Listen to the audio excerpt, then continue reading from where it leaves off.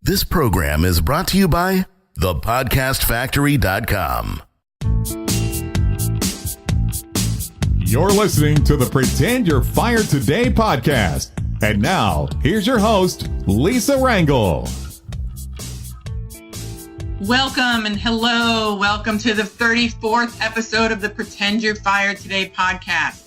I'm Lisa Rangel, host of the Pretend You're Fired Today podcast and founder of Chameleon Resumes. We're an executive resume writing, LinkedIn profile development, and job search consultancy firm that helps executives and high potential leaders land their next role faster.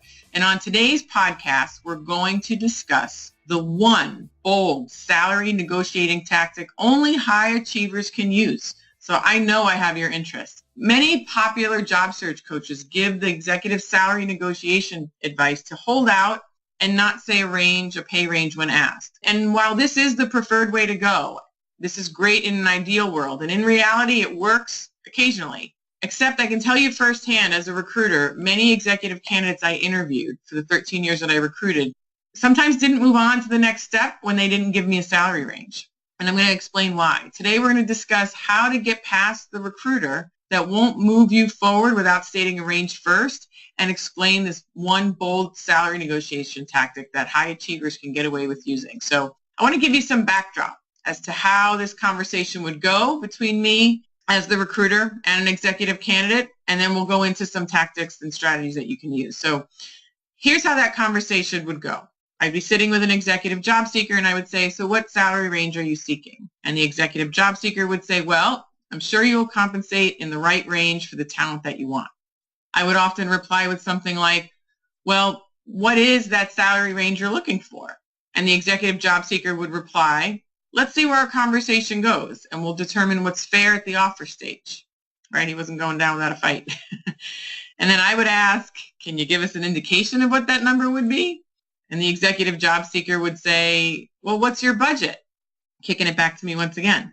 And then I would explain and end with the repeated question. I don't go down without fighting either. I would say something such as this. So we expect to pay fairly for the most qualified talent. We don't want to move forward unless we at least know we're in the same ballpark, in the same range. So can you give us an indication of the salary ranges for the positions for which you're interviewing for? And the executive job seeker would continue to politely stall, saying something like, well, I prefer to keep chatting and learn more about the position before I disclose a number. And I would reply, I understand. I know that there are numbers that candidates will not go below no matter what, even if they knew more about the job. And then there's numbers that candidates would get excited about. Those are essentially the numbers that I'm looking for.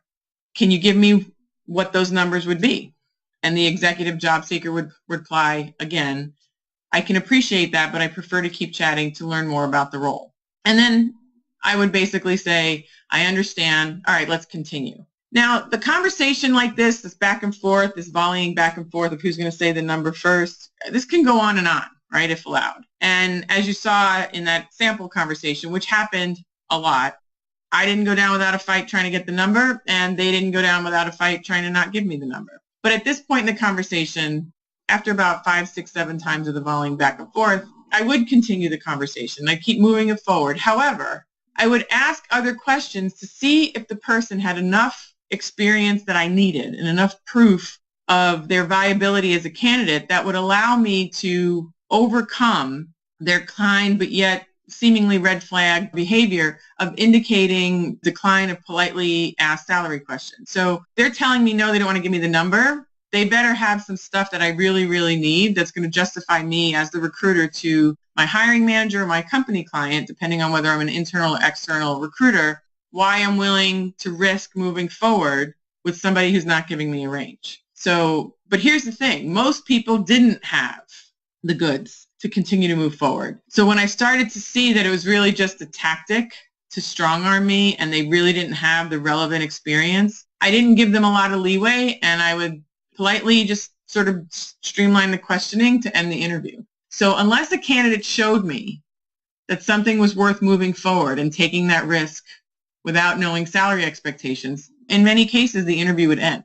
You may be asking yourself, why? Why would you do that, Lisa? So here's the thing. As a third-party recruiter, and that's primarily my experience, although it's similar with corporate recruiters, as a third-party recruiter, I made my living presenting candidates to my client companies, the client companies who would pay me if someone was placed. And I wasn't going to be burned by someone saying, I wasn't going to be burned by a candidate saying that they were in the ballpark and going on faith, only to go through the whole entire interview process and get to the final interview, only to come in, or have that candidate come in with a range of what they were looking for, be completely out of whack with what their skills warranted and what the market paid for the position, even in some cases, even on the high side, and they were still above that. When this happens, and it did happen to me, it makes client companies really mad. And it happened to me, thankfully, early on in my recruiting career. And my client company was so angry at me for wasting their time and setting their search back weeks because now they have to start over after falling in love with a candidate that they thought was awesome and who was totally not affordable and realistically even affordable, despite the candidate assuring me he was in the reasonable range. So, but then when we got down to it, the candidate wasn't even close and my client was really, really angry with me. So no recruiter, no third-party recruiter wants to risk a relationship that pays them over someone who's trying to postpone that question. So anyway, it's why recruiters press for the desired salary number. And it's important to know that mindset behind why they ask. And bottom line is some fellow job seekers ruined it for most candidates. But again, it doesn't mean all recruiters operate that way. And you need to be prepared for if they ask you early on, in the middle, or appropriately at the offer stage for your salary expectations. You need to be prepared for all of it. So if you get stuck with a recruiter who had been burned, like myself, and who really doesn't want to let you proceed without giving a salary expectation first, what is the one bold salary negotiating tactic you can use? And frankly, high achievers can use this. Be prepared. Here's the tactic. Be prepared to boldly state your high compensation range first. Come out of the gate with your high expectations, assuming you're above market. Now, by now, most savvy executives on either side of the recruiting desk know the age-old negotiating tactic of whoever says the first number typically loses. I don't necessarily believe that anymore. Sometimes that game is played in the interview game ad nauseum, as demonstrated in the above conversation example I gave you earlier in the podcast episode. So, but unless an executive job seeker is prepared to be shown the door when pressed by some recruiters for a range, a salary range, I say be prepared with the range. If you're going to get shown the door, I'd rather get shown the door because I set a range that they can't afford and I know right from the get-go than be shown the door because I wouldn't say a range. And if you have the achievements that they want, the relevant experience that they want, you have something that's really in demand and not commonly found within the marketplace, then I say it boldly, say it confidently, because if they're really impressed by you on paper and a little bit in person by the fact that they're asking this early, they don't know everything about you yet, they may be willing to talk further now that they at least know that you have high expectations. They're going to want to see, they're going to want to be curious as to what you would bring to the table that might justify that high number. So I say be prepared with a range versus only doing the deference of salary discussion. To me, this is not a tactic for the insecure or the bottom rung of performers. Bottom rung of performers can't say a really high number if they don't have the goods to back it up. So be prepared to boldly state your high compensation range first. Ask yourself, do you think you can pull this off? Do you have the achievements and the gravitas to pull this off? What does your gut tell you? If you don't feel prepared to do this on your own, but you know you have the achievements to back it up, then hire us for personalized guidance and we can train you on how to pull this off in an interview. You can go to pretendyourfiretoday.com/coaching and you can hire us to help you do this. If you know you can do this, now you know to just boldly state that high compensation range first.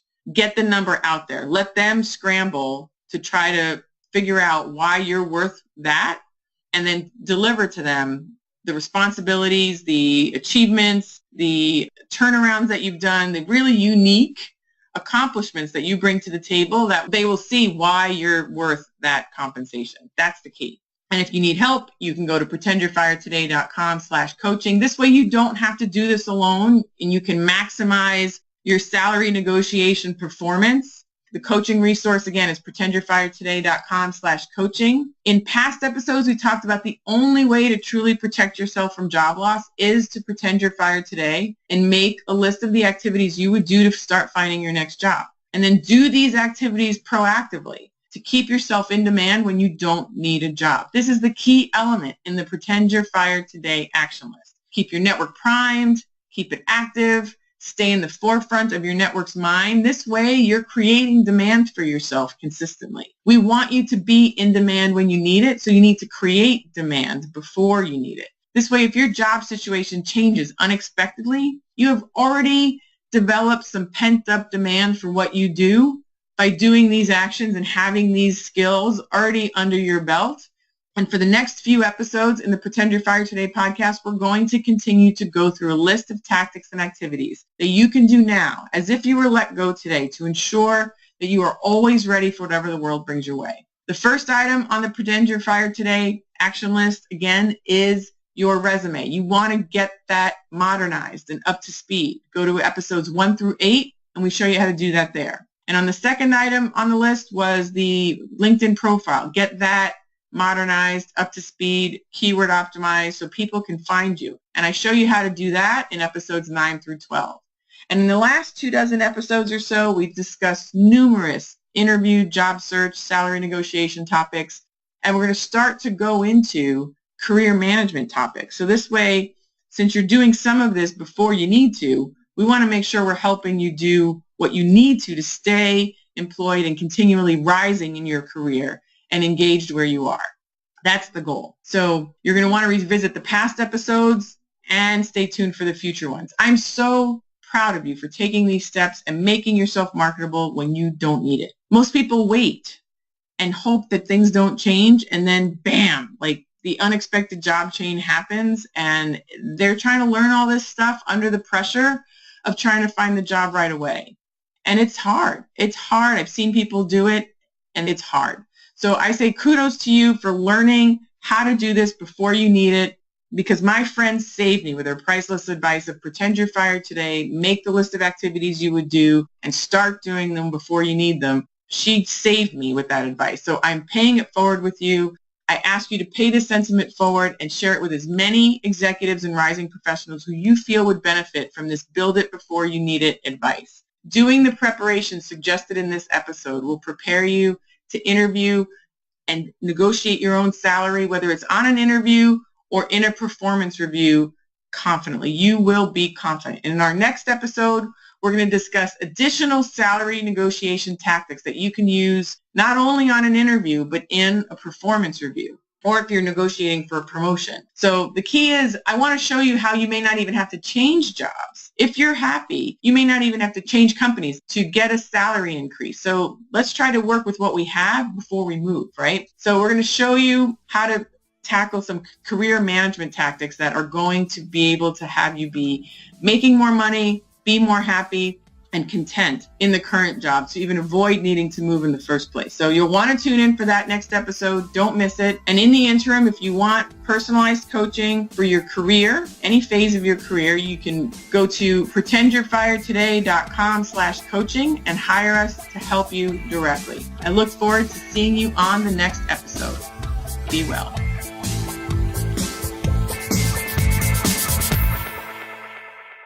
This is the podcastfactory.com.